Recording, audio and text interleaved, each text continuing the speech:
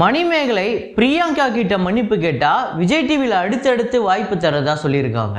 Vijay TV சொன்ன மாதிரி பிரியங்கா சீனியரா இல்லை மணிமேகலை சீனியரா? விஜய் டிவியில் நிறைய ஆங்கர்ஸ் இருந்தாங்க, ஜாக்குலின், ரம்யா அந்த மாதிரி. ஆனால் இன்னைக்கு ஏன் யாருமே இல்லை? எதுக்கு பிரியங்கா மட்டும் எல்லா ஷோவுமே ஹோஸ்ட் பண்ணுறாங்க? ரீசெண்டாக சமூக வலைதளங்களில் பெரிய அளவில் வைரலான ஒரு வீடியோ பிரியங்கா வர்சஸ் மணிமேகலை அப்படிங்கிற குக் வித் கோமாளி செட்டில் இருக்கக்கூடிய ஒரு ஆடியோ லீக்கு. அந்த ஆடியோ டோட்டலி ஃபேக். இன்னைக்கு சோஷியல் மீடியாவில் பெரிய அளவில் பேசப்பட்டு இருக்க ஒரு விஷயம், பெரிய பேசும் பொருளாக மாறி இருக்க விஷயம் பிரியங்கா வர்சஸ் மணிமேகலை. ஸோ மணிமேகலை அந்த ஷோவை விட்டு, அதாவது குக் வித் கோமாளி ஷோவை விட்டு குவிட் பண்ணி வெளில வந்துட்டு இனிமேல் நான் பண்ண போகிறதில்ல அப்படின்னு சொன்னதுக்கப்புறம் பெரிய பூகம்பமாக வெடிச்சிருக்கு. அதுதான் இந்த வீடியோவில் பார்க்க போகிறோம். வாங்க வீடியோக்குள்ளே போகலாம். பிரியங்கா தேஷ்பாண்டே இவங்க யார் அப்படின்னு பார்த்தா, நம்ம எல்லாருக்குமே இவங்க விஜய் டிவியில் நிறையா சூப்பர் சிங்கர்லேருந்து ஜோடியிலேருந்து நிறையா ஷோக்கு இவங்க ஹோஸ்ட் பண்ணியிருக்காங்க. முக்கியமாக எப்படி மாக்காப்பா ஒரு முக்கியமான விஜய் டிவியோட முக்கியமான ஹோஸ்ட்டோ அந்த மாதிரி ஒரு முக்கியமான ஹோஸ்ட்டு பிரியங்கா அப்படிங்கிறவங்க. ஆனால் இவங்க மட்டும்தான் விஜய் டிவியோட ஒரு முக்கியமான ஹோஸ்ட்டு அப்படின்னு கேட்டால் அங்கே தான் இல்லை. ஏன்னா இதுக்கு முன்னாடி ரம்யான்னு இருந்திருக்காங்க, ஸோ விஜே பாவனா இருந்திருக்காங்க, ஜாக்லின் இருந்திருக்காங்க, இந்த மாதிரி எக்கச்சக்கமான பேர் இருந்திருக்காங்க. ஆனால் இப்போது அவங்க பண்ண ஷோவும் சரி, வேறு யாரும் புதுசாக ஏதாவது ஒரு பண்ணுற ஷோவுக்கு கூட பிரியங்கா தேஷ்பாண்டே அப்படிங்கிற இவங்க தான் ஹோஸ்ட் பண்ணிட்டு இருக்காங்க. எதுக்கு மற்ற ஹோஸ்ட்டுக்கு சான்ஸே கிடைக்கல? மற்ற ஆங்கர் எல்லாம் எதுக்கு விஜய் டிவி புறக்கணிச்சாங்க? ஸோ பிரியங்கா மேலே குற்றச்சாட்டு அப்படிங்கிறது இந்த ஒரு மணிமேகலையோட இஷ்யூவை வச்சு கிடையாது. இதுக்கு முன்னாடி நிறையா பேரோட இஷ்யூவை வச்சு தான் பிரியங்கா ஒரு பயங்கர டாமினேட் பண்ணிக்கிட்டு இருக்காங்க. விஜய் டிவி அவங்களுக்கு பெரிய அளவில் சப்போர்ட் பண்ணிக்கிட்டு இருக்காங்க அப்படிங்கிறது. ஏன் அப்படின்னா, முக்கியமாக எனக்கு ஒரு கேள்வி. வழக்கமாக நிறையா பேர் ஒவ்வொரு பொசிஷனில் இருந்து ஜட்ஜாக மாறுவாங்க. ஆனால் நான் முதல்ல பிரியங்கா தேஷ்பாண்டேவை பார்க்கும்போது அவங்க ஜட்ஜாக தான் இருந்தாங்க. எங்கே அப்படின்னா, கலக்கப்போவது யார் சீசன் 5ல் ஜட்ஜாக இருந்தாங்க. யாருன்னா இவங்க எப்படா ஒரு காமெடி ஷோக்கு ஜட்ஜாக வந்தாங்க அப்படிங்கிற ஒரு பெரிய கேள்வி இருந்தது. அதுக்கு முன்னாடி அவங்க என்ன பண்ணாங்க அப்படின்னு பார்த்தா, நிறையா ஷோஸில் நிறையா சேனல்ஸில் சன் மியூசிக்கு, சன் டிவி, ஜி தமிழ், அது மாதிரி சின்ன சின்ன ஷோஸ்லாம் ஹோஸ்ட் பண்ணியிருக்காங்க. பெரிய அளவில் எனக்கு என்னோட அறிவுக்கு எட்டினபடி அவங்க ஒரு பெரிய ஆங்கர், பெரிய காமெடி கிங்கு அப்படின்னு சொல்கிற அளவுக்கு அவங்க ஒரு பெரிய அளவில் ஃபேமஸ் ஆகலை. அதுக்கப்புறம் இன்னொரு ஷோவில் பார்க்குறேன், அங்கே வரக்கூடிய வேறு செலிப்ரிட்டிஸ், சக செலிப்ரிட்டிஸ் எல்லாத்தையும் வாடா போடா அவன் இவன் பயங்கரமாக பேசுகிறாங்க. யாருன்னா இவங்க புதுசாக இருக்காங்க, இப்படி எல்லாரையுமே ஒருமையில் பேசுகிறாங்க, மரியாதை இல்லாமல் பேசுகிறாங்க, ரொம்ப க்ளோஸாக பழகுறாங்க அப்படின்னு பார்க்கும்போது ஒரு வேளை இவங்க இதுக்கு முன்னாடி வேறு ஏதோ பெரிய ஷோலாம் ஹோஸ்ட் பண்ணியிருக்காங்க, இவங்க ஏதோ பெரிய இது. ஆனால் இவங்களோட மெயினான கெரியரே 2016 தான் ஆரம்பிச்சிருக்கு. அதுவும் நான் சொல்கிறேன், இந்த கலக்கப்போகுது யார் ஜட்ஜு. ஸோ நீங்களே சொல்லுங்கள், ஒருவேளை ஜட்ஜாக வரதுக்கு முன்னாடி அவங்க ஏதாவது பண்ணியிருந்தாங்கன்னா அதை கமெண்ட்டில் போடுங்க, எனக்கு தெரியலை. ஸோ இது ஒன்று. இது இல்லாமல் நிறையா ஷோஸில் பார்த்தீங்க அப்படின்னா அவங்க நிறையா பேர் ஒருமையில் தான் பேசுவாங்க. ரொம்ப க்ளோஸாக போயிட்டு யாராக இருந்தாலும் ஒரு டாமினேட் பண்ணி, கொஞ்சம் வயசில் பெரியவங்கள கூட வாப்போன்னு தான் பேசுவாங்க, வாங்க போங்கங்கிறது. யாராவது ஒரு குறிப்பிட்ட சில பேர், அதுவும் ஏதாவது ஒரு ரீசன் இருக்கலாம், பர்சனல் ரீசன் இருக்கலாம் அவங்களுக்கு. ஆனால் அவங்க மோஸ்ட்லி எல்லாரையுமே அந்த ஒருமையில் தான் பேசுகிறாங்க. அதுதான் நம்ம தொடர்ந்து பார்த்துட்டு இருக்கோம். ஸோ இதெல்லாம் நான் பார்க்கும்போது விஜய் டிவி ஒருத்தங்களுக்கு பர்சனலாக ஒரு ஃபேவரட்டிசம் பண்ணுறாங்க அப்படிங்கிறது, இதெல்லாம் பார்க்கும்போது நம்மளுக்கு இப்போ கிளியராக புரியுது. அப்போ நம்மளுக்கு அந்த ஃபேவரட்டிசம் அப்படிங்கிற வார்த்தைக்கெலாம் அர்த்தம் தெரியல. இப்போ இந்த பிக் பாஸ்லாம் நம்ம தொடர்ந்து பார்க்குறோம்ல, அதில் தெரியுது. இப்போது இவங்க பிக் பாஸ்க்கு வந்திருக்காங்க. அதாவது விஜய் டிவியில் இருக்கக்கூடிய முக்கியமான ஷோஸ் எல்லாத்துலேயுமே இவங்க பங்கேற்று இருந்திருப்பாங்க. ஸோ அதுவும் இல்லாமல் இப்போ குக் வித் கோமாளி அப்படிங்கிறது அது என்ன ஃபார்மேட் அப்படிங்கிறது உங்களுக்கு தெரியும். அதில் ஒரு 2 ஹோஸ்ட் இருப்பாங்க, அப்புறம் குக்குன்னு ஒருத்தவங்க இருப்பாங்க, கோமாளின்னு ஒருத்தவங்க இருப்பாங்க, ஜட்ஜஸ் இருப்பாங்க.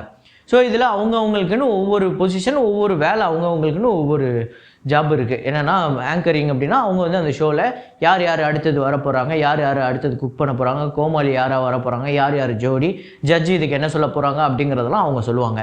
அந்த என்ன அட்வர்டைஸ்மெண்ட்டோ அதெல்லாம் ஸ்பான்சர்ஸ்லாம் சொல்லுவாங்க. ஆனால் இந்த குக் வித் கோமாளி சீசன் 5ல் அப்படி இருக்கக்கூடிய மணிமேகலையை அது எதையுமே பண்ண விடாமல், அது எல்லாத்தையுமே முன்கூட்டி இது நீ பண்ணுறது சரியில்லை, இது பண்ணுறது சரியில்லை அப்படின்னு சொல்லிட்டு இவங்க முன்கூட்டி ஆங்கரிங் வேலை, இந்த ஹோஸ்ட் வேலையை பார்த்து சில வேலையை பார்த்து விட்டு இப்போ அது ஒரு பெரிய விஷயமா வெடிச்சிருக்கு. இந்த மணிமேகலை இஷ்யூவில் மட்டும்தான் பிரியங்கா பயங்கர டாமினேட்டாக இருந்திருக்காங்களா அப்படின்னு கேட்டால் கிடையாது. இதுக்கு முன்னாடி ஏகப்பட்ட ஆங்கரை காலி பண்ணி வீட்டுக்கு அனுப்பப்பட்டதாக சொல்லப்படுது. இது நான் சொல்லலை, ரொம்ப அந்த சேனலில் நெருக்கமாக இருந்தக்கூடிய நபர்களே சொல்கிறாங்க. முக்கியமாக அன்னைக்கு இந்த குக் வித் கோமாளி சீசன் 5லேருந்து மணிமேகலை வெளியேறினதுக்கு என்ன காரணம் அப்படின்னு சொல்கிறாங்கன்னா, அதான் இந்த மாதிரி ஒரு 2 பேர் வந்து எலிமினேட் ஆகுறாங்க. அந்த 2 பேர் எலிமினேஷனை யார் சொல்லுவாங்க? இந்த மாதிரி ஹோஸ்ட்டு தான் வந்து சொல்லுவாங்க. இந்த மாதிரி அந்த ஆங்கர் தான் வந்து சொல்லுவாங்க.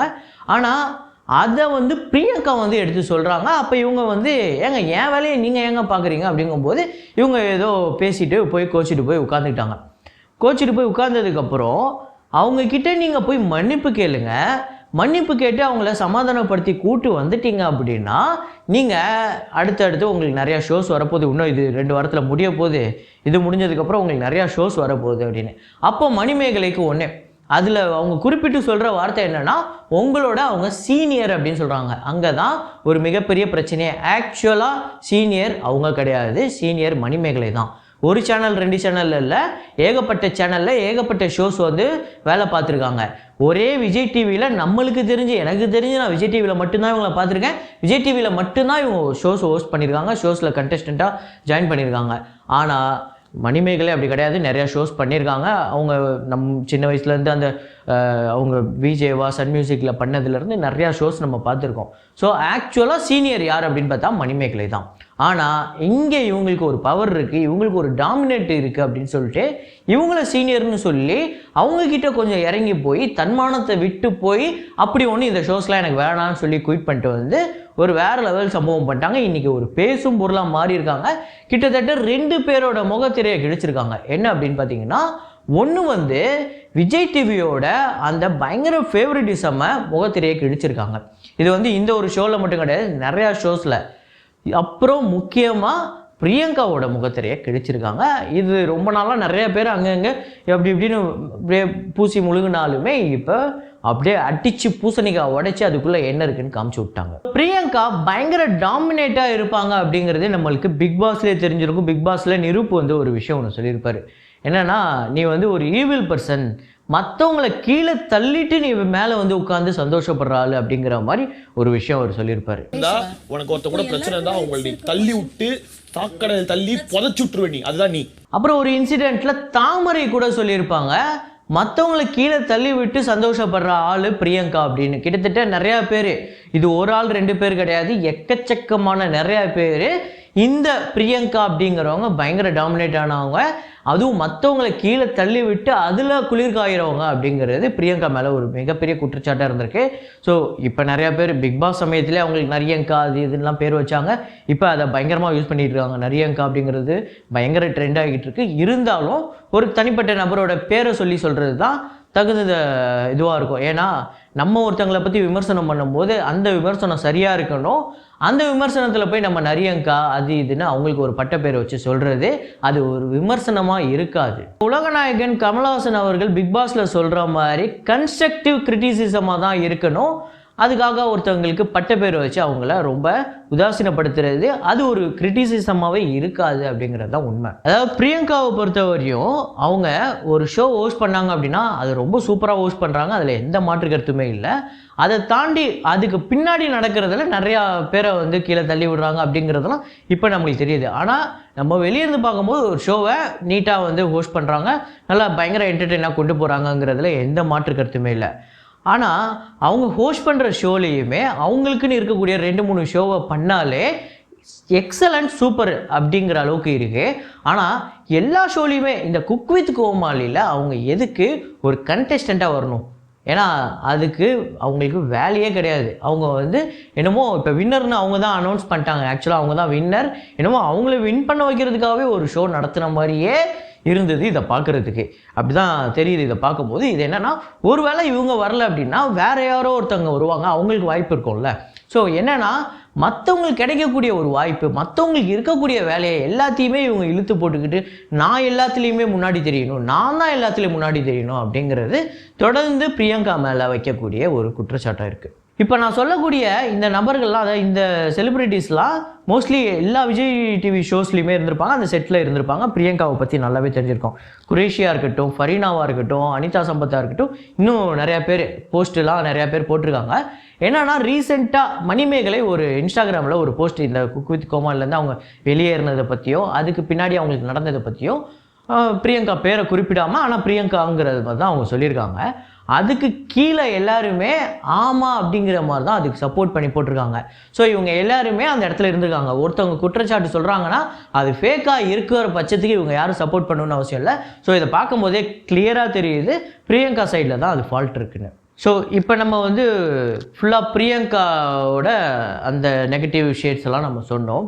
இப்போ இன்னொரு ஆடியோ ஒன்று பயங்கரமாக லீக் ஆகிட்டுருக்கு. என்ன அப்படின்னு பார்த்தீங்கன்னா, அந்த குக் வித் கோமாளி செட்டில் வந்து பிரியங்காவுக்கும் மணிமேகலைக்கும் ஒரு சண்டை. அதில் வந்து உன்னை வெளியே அனுப்புறது தான் என்னோட நோக்கம் அப்படின்னு சொல்லிட்டு ரொம்ப டாமினேட்டாக அவங்க பேசுகிற மாதிரி சில விஷயங்கள் இருக்குது. யார் நம்ம பிரியங்கா வந்து மணிமேகலையை திட்டுற மாதிரி அப்படிலாம் இருக்குது. ஒரு நாள் இவளோட விஷயத்துல எதுக்குமே நான் வந்து போட்டி போட பட் அவள பேசுற வேலை வச்சுக்காதீங்க, புரியுதா? ஆமா உன்னை அனுப்பணும் வெளியே வெளியே போ கிளம்பு. அதுக்கு இவங்க கூட எதுக்கு நீங்கள் இப்படி பேசுகிறீங்க அப்படி பேசுகிறீங்கலாம் இருக்குது.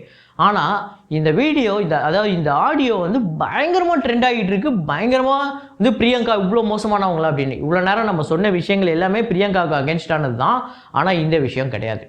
ஏன்னா இது வந்து ஒரு பயங்கர பக்கா ஃபேக்கு எடிட் பண்ண ஒரு ஆடியோ. ஏன்னா அப்படின்னா அவங்க வந்து ஆமாம் உன்னை வெளில அனுப்பணும் அப்படின்னு சொன்னாங்கல்ல, அது யாரை எங்கே சொல்லியிருக்காங்க அப்படின்னு பார்த்தீங்கன்னா, பிக் பாஸ் சீசன் 5ல் ஒரு பஸ் டாஸ்க் ஒன்று இருக்கும். அந்த பஸ் டாஸ்கில் உட்காந்து அவங்க ஒவ்வொருத்தரையும் பேசி கன்வின்ஸ் பண்ணி வெளியே அனுப்பணும். அப்போ தாமரை கேட்பாங்க, அப்போ நான் வெளில போகணுமா அப்படின்னு கேட்பாங்க. ஆமாம் நீ வெளில போகணும், நீ வெளில போகிறது தான் என்னோட ஆசை அப்படின்னு சொல்லுவாங்க. ஸோ அதை அப்படியே கிளியராக கட் பண்ணி அப்படி பேசுகிறதுலாம் பிக் பாஸில் அவங்க பேசினது, குக் வித் கோமாளில் மணிமேகலைன்னு சவுண்டாக கத்துனது, இது எல்லாத்தையுமே எடுத்து போட்டு கம்பைல் பண்ணி ஒரு ஆடியோவாக போட்டு இந்த பக்கம் மணிமேகலை யாரையோ ப்ராங்க் பண்ணியிருக்காங்க. அப்போ அவங்க வந்து ஒரு மாதிரி யாருக்கிட்டேயோ சண்டை போடுற மாதிரி பேசினது, இது ரெண்டத்தையும் கம்பைல் பண்ணி பக்காவாக எடிட் பண்ணி ஒரு வேலை பார்த்து விட்ருக்காங்க. ஸோ நம்ம இப்போ இதுவரையுமே பிரியங்காவுக்கு சப்போர்ட் பண்ண பிரியங்கா பயங்கர டாமினேட் அது இதுன்னு பண்ணிகிட்டு இருக்கோம். ஆனால் இந்த ஆடியோ முழுக்க ஃபேக் அப்படிங்கிறத இந்த இடத்துல நான் உங்களுக்கு தெரியப்படுத்த விரும்புகிறேன். ஸோ இதை தாண்டி மணிமேகலை எடுத்த இந்த ஸ்டெப் அப்படிங்கிறது பயங்கர போல்டான ஸ்டெப் அப்படின்னு சொல்கிறாங்க. அதை கேட்கும்போது எனக்கு ஷாக்காக இருக்குது. ஏன்னா பிரியங்காவுங்கிறது அவ்வளோ பெரிய சப்போர்ட் உள்ளவங்களும், அவ்வளோ என்னென்னா ஒரு பெரிய பொலிட்டிக்கல் பார்ட்டியில் இருக்கக்கூடிய ஒரு முக்கியமான ஒரு நபரை எதிர்த்து ஒரு விஷயம் பேசிட்டா எப்படி வந்து சொல்லுவாங்களோ கிட்டத்தட்ட அப்படிப்பட்ட ஒரு விஷயத்த போல்டு மூவ்லாம் சொல்கிறாங்க. எனக்கு அங்கே தான் பயங்கர ஷாக்காக இருக்குது. ஸோ இங்கே தான் ஒரு மிகப்பெரிய சேனல் அப்படிங்கிறவங்க ஒரு தனிப்பட்ட ஒரு நபருக்கு இவ்வளோ ஃபேவரட்டிசம் பண்ணி மற்ற எல்லாத்தையுமே இப்படி வந்து காலி பண்ணி அனுப்புகிறாங்க. அதுவும் முக்கியமாக யார் சீனியரோ அவங்கக்கிட்ட போயிட்டு அவங்க உங்களோட சீனியர் அப்படின்னு சொல்கிறாங்க. மணிமேகலை நிறையா சேனலில் ஒர்க் பண்ணியிருக்காங்க. இப்போ போனால் கூட அவங்களுக்கு வேறு சேனல் கிடைக்கும். ஆனால் பிரியங்கா விஜய் டிவிலே தான் எனக்கு தெரிஞ்சு ஒரு 8 வருஷமாக குப்பை கொட்டிகிட்டு இருக்காங்க. மேபி இந்த சேனலை விட்டு போனால் அவங்களுக்கு ஜீ தமிழில் எங்கே வாய்ப்பு கிடைக்குதுன்னு தெரியல. ஆனால் அங்கே போனால் இந்த மாதிரி டாமினேட் பண்ண முடியுமாங்கிறது நம்மளுக்கு கிளியராக தெரில. ஆனால் ஒரு விஷயம் கன்ஃபார்ம், இந்த மணிமேகலை பேசின விஷயம் அப்படிங்கிறது உண்மை. அவங்க குவிட் பண்ணிட்டு வந்ததுங்கிறது உண்மையிலே சரியான மூவ். ஏன்னா அது போல்டு மூவ்னு நம்ம சொல்ல முடியாது. ஏன்னா தன்மானமாக வருமானமா அப்படிங்கும்போது நம்மளில் நிறைய பேர் குடும்ப சூழலில் வருமானம் தான் அப்படின்னு நம்ம முடிவெடுப்போம். ஆனால் எனக்கு அதெல்லாம் தாண்டி எனக்கு என் தன்மானம் தான் முக்கியம். நான் யார், நான் எப்படி சர்வை பண்ணிக்கணும்னு தெரியும். ஒருத்தங்க கிட்ட அடி பண்ணிச்சு அதை பண்ணணும்னு அவசியம் இல்லை அப்படிங்கிற ஒரு விஷயத்தை ப்ரூவ் பண்ணியிருக்காங்க மணிமேகலை. அதுக்காக அவங்களுக்கு ஹேட்ஸ் ஆஃப். ஸோ இந்த மாதிரி ஒரு ஷோவில் ஒருத்தங்க டாமினேட் பண்ணுறதுங்கிறது அது எங்கேயுமே இருக்கக்கூடாது. அதாவது ஒரு ஷோவாக இருக்கட்டும், ஒரு ஆஃபீஸாக இருக்கட்டும், இல்லை ஒரு ஸ்போர்ட்ஸாக இருக்கட்டும், எங்கேயுமே டாமினேட் அப்படிங்கிறது இருக்கக்கூடாது. எல்லாருமே ஈக்குவல் தான். அதில் நீங்கள் ஹோஸ்ட்னா ஹோஸ்ட் வேலையை பார்க்கணும், நீங்கள் கண்டெஸ்டன்ட்னா கண்டெஸ்டன்ட் வேலையை பார்க்கணும். ஸோ இதை பற்றி நீங்கள் என்ன நினைக்கிறீங்க அப்படிங்கிறத கமெண்ட்டில் போடுங்க. இதே மாதிரி ஒரு வீடியோவில் மீண்டும் நான் உங்களை சந்திக்கிறேன். Signing off Rahman.